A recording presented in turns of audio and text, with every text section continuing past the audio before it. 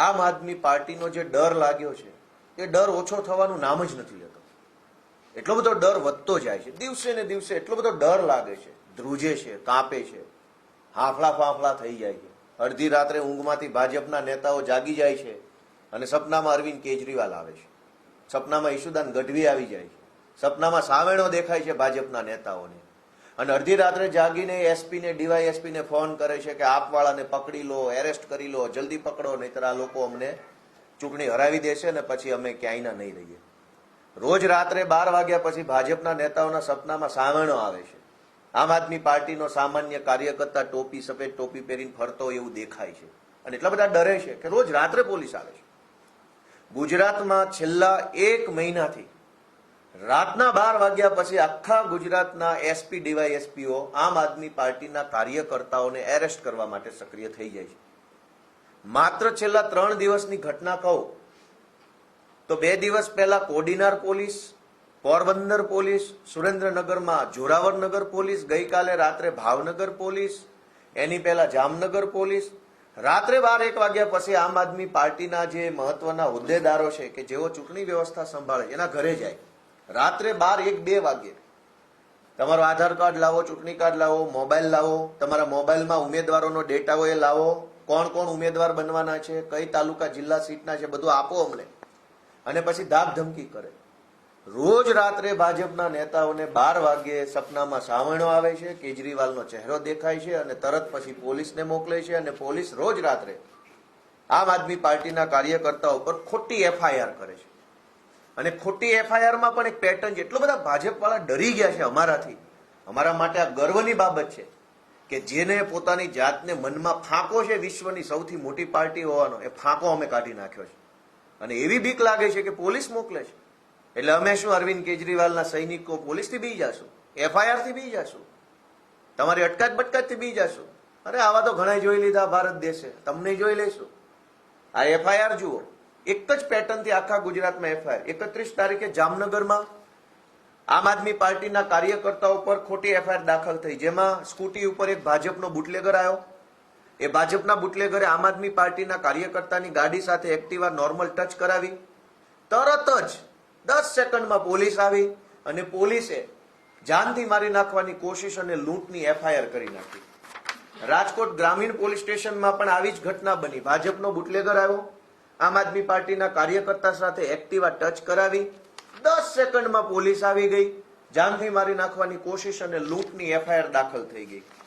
આ રીતે દેવભૂમિ દ્વારકા જિલ્લામાં એક્ટિવા ઉપર ભાજપનો બુટલેગર આવ્યો, એણે આમ આદમી પાર્ટીના કાર્યકર્તા સાથે સહેજ ગાડી ટચ કરાવી, બોલાચાલી ઝપાઝપી થઈ, તરત પોલીસ આવી, જાનથી મારી નાખવાની કોશિશ અને લૂંટની એફઆઈઆર દાખલ થઈ. ભાવનગરની અંદર સાંજના સમયે એક ગાડી આવી, ગાડી નોર્મલ ટચ થઈ, બોલાચાલી થઈ, તરત જ પોલીસ આવી, જાનથી મારી નાખવાની કોશિશ અને લૂંટની એફઆઈઆર આમ આદમી પાર્ટીના કાર્યકર્તા પર થઈ. જોરાવરનગર પોલીસ સ્ટેશનમાં પણ કમલેશભાઈ કોટેચા, અતુલભાઈ વેગડ, અમારા કેન્ડિડેટ દીપકભાઈ ચેહલા, આ બધાની વિરુદ્ધમાં મોટામાં મોટી કલમો લગાવી અને ગંભીર ગુનો દાખલ કર્યો. દેવભૂમિ દ્વારકામાં બીજી ખંભાળિયામાં એક એફઆઈઆર થઈ કે જેમાં ઈશુદાનભાઈ ગઢવી આ ખોટી એફઆઈઆર ની વિરુદ્ધમાં પહોંચ્યા તો એમની વિરુદ્ધમાં પણ એફઆઈઆર થઈ ગઈ.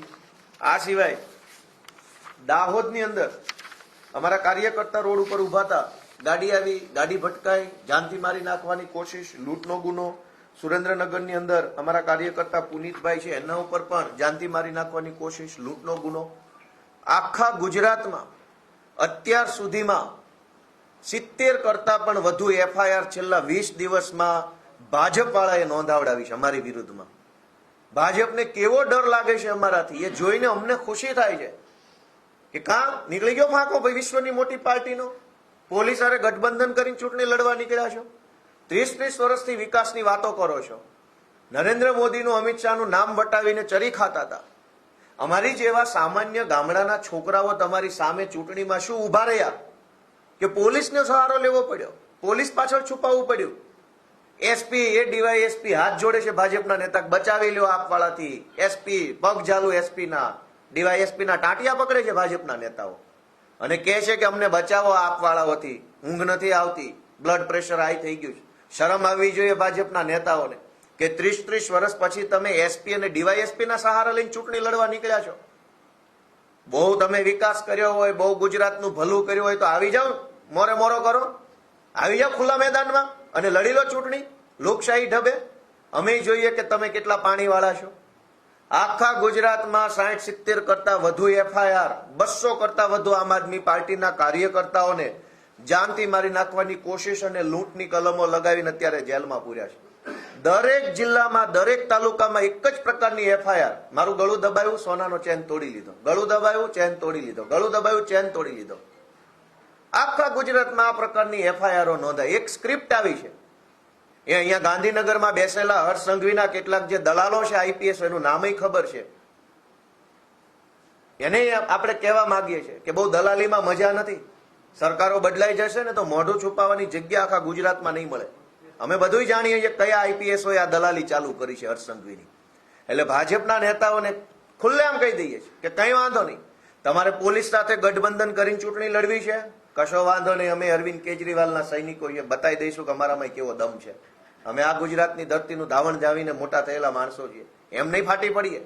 વિશ્વની કહેવાતી સૌથી મોટી પાર્ટી, ટેન્ડર બેઝ પાર્ટી, બહુ મોટું નેટવર્ક, પાને પાને પ્રમુખ, અને સહારો લેવો પડે છે પોલીસનો. ક્યાં ગયા તમારા પેજ પ્રમુખો? ક્યાં ગયા તમારા સંગઠનના હોદ્દેદારો? ક્યાં ગઈ તમારી મજબૂત પકડ?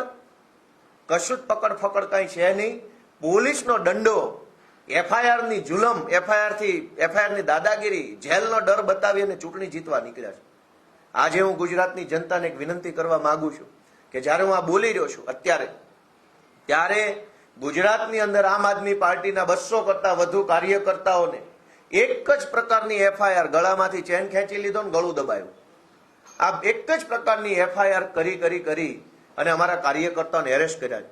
ભાજપના પ્રદેશ પ્રમુખ 2 દિવસથી બધા જ ઇન્ટરવ્યુમાં બોલ બચ્ચન કરે છે કે અરવિંદ કેજરીવાલ જૂઠ બોલે છે, અરવિંદ કેજરીવાલ અરાજકતા ફેલાવે છે, અરવિંદ કેજરીવાલ આમ કરે છે. અરાજકતા તો તમે ફેલાવી છે પોલીસનો હાથો બનાવીને. રોજ રાત્રે 1:30-2 વાગે અને ગુજરાતભરના 4-5 અલગ અલગ જિલ્લાઓમાંથી સમાચાર આવે કે એલસીબી, એસઓજી, ક્રાઇમ બ્રાન્ચ વાળા ઘરે આવી અને માથાકૂટ કરે છે. ભાજપના નેતાઓને એટલો બધો ડર લાગતો હોય તો રાજકારણ જ છોડી દો ને ભાઈ. ક્યાં તમને કઈ કોઈ સોગંદ આપ્યા છે કે કરવું જ રાજકારણ? રાજીનામું આપો, જાઓ કઈ કામ ધંધો કરો, ખેતી બેતી કરો. રાજકારણ કરવું છે પણ પોલીસની પાછળ છુપાઈ નહીં, પોલીસને આગળ કરીને પોછે પાછળ રહેવું છે. આ રાજકારણ નહીં ચાલે. અરવિંદ કેજરીવાલજીએ ગુજરાતના મુખ્યમંત્રીને હમણાં પત્ર લખ્યો કે ભાઈ આ તમારા ભાજપ પાર્ટી ડરમાં ને ડરમાં અમારા કાર્યકર્તાઓ પર ખોટી એફઆઈઆર કરે છે, તો મારે તમને મળવું છે, સમય આપો. તો કેમ સમય નથી આપતા? ટીવીમાં આવીને, ન્યૂઝ ઇન્ટરવ્યુમાં લઈને ભાજપના નેતાઓ મોટી મોટી વાતો કરે છે કે કેજરીવાલ આમ કરે છે, તેમ કરે છે. મુખ્યમંત્રી ગુજરાતના જો સમય આપે, સાચા હોય, ઈમાનદાર હોય, આવા ખોટા ધંધા ન કર્યા હોય, જો ભાજપની સરકારે પોલીસને હાથો ન બનાવી હોય તો સમય આપે મુખ્યમંત્રી. અમે એને 60 એફઆઈઆરનું લિસ્ટ એના ટેબલ ઉપર મૂકવા તૈયાર છીએ કે આ છેલ્લા 20 દિવસમાં લૂંટની અને જાનથી મારી નાખવાની 60 એફઆઈઆરો દાખલ કરી. એક બાજુ ગુજરાતમાં ગુંડાઓ, બુટલેગરો, તોડબાજો બેફામ બન્યા છે. કોઈ પકડવા વાળો નથી. ડ્રગ્સ માફિયાઓને, ખનીજ માફિયાઓ, રેતી માફિયા, હમણાં તો ગેસના બાટલાના માફિયા આવ્યા. જેવી ક્યાંક ઇન્ટરનેશનલ બોર્ડર ઉપર ઘટનાક્રમ બન્યો ત્યાં તો અહીંયા બધા જ ભાજપ વાળા ગેસના બાટલાની શોર્ટેજ ઉભી કરી અને પબ્લિકને પૈસા વધુ આપો તો બાટલો મળે, રેગ્યુલર પૈસામાં ના મળે. પેટ્રોલ ડીઝલમાં માફિયા આવ્યા. માફિયા બેફામ બન્યા છે. એને પકડવા માટે ભાજપ પાસે પોલીસ નથી. ગુંડા બેફામ બન્યા છે, એને પકડવા ભાજપ પાસે પોલીસ નથી. પણ આમ આદમી પાર્ટીના કાર્યકર્તાને પકડવા માટે આખા ગુજરાતના એસપી, ડીવાયએસપી, પીઆઈ, પીએસઆઈ ને કામે લગાવ્યા. અને અધૂરામાં પૂરું ઈસુદાન ગઢવી જ્યારે રજૂઆત કરવા ગયા તો એમની ધરપકડ થઈ ગઈ. વાહ રે વાહ, કઈ વાંધો નહીં. ચૂંટણી આવે છે, જનતાને એક જ વિનંતી છે કે આવા પ્રકારે પોલીસનો દુરુપયોગ કરીને વિરોધ પક્ષો ખતમ કરવાની માનસિકતા સાથે નીકળેલી ભાજપ પાર્ટીને રોકવી જરૂરી છે. ગોપાલ ઇટાલિયાની ધરપકડ કરી લે કે ઈશુદાનની ધરપકડ કરી લે, ખોટા કેસમાં મને અને ઈશુદાનને જેલમાં પૂરે તો અમને કઈ થઈ નથી જવાનું, અમને કોઈ ખાઈ નથી જવાનું. પણ જો ગુજરાતમાં વિરોધ પક્ષ જ નહીં વધે, લડનારા લોકો નહીં વધે, ભાજપની સામે આંખમાં આંખ નાખી અને આગળ ચાલનારા લોકો નહીં વધે તો પબ્લિકનું કોણ સાંભળશે? જનતાના પ્રશ્નો કોણ ઉઠાવશે? અને એટલે જનતા જો એમ માને કે જનતાના મુદ્દા ઉઠાવનારા લોકો રહેવા જોઈએ, જનતા વતી લડનારા વિપક્ષને ટેકો મળવો જોઈએ, તો મારી ગુજરાતભરના લોકોને વિનંતી છે કે આ ભાજપને ભગાડો અને સાવરણો લાવો. અત્યારે જે અડધી રાતે સપનામાં સાવરણો આવે છે ભાજપવાળાને, એ સાવરણો સપનામાં નહીં, ખુલ્લા આમ દિવસે પણ દેખાય એવી રીતે મતદાન કરી અને સ્થાનિક સ્વરાજની ચૂંટણીમાં આમ આદમી પાર્ટીને સપોર્ટ આપો. Thank you. રેડી? કોઈ પ્રશ્ન નથી ને કોઈનો? Thank you so much. છે કોનો પ્રશ્ન હોય તો કે નથી?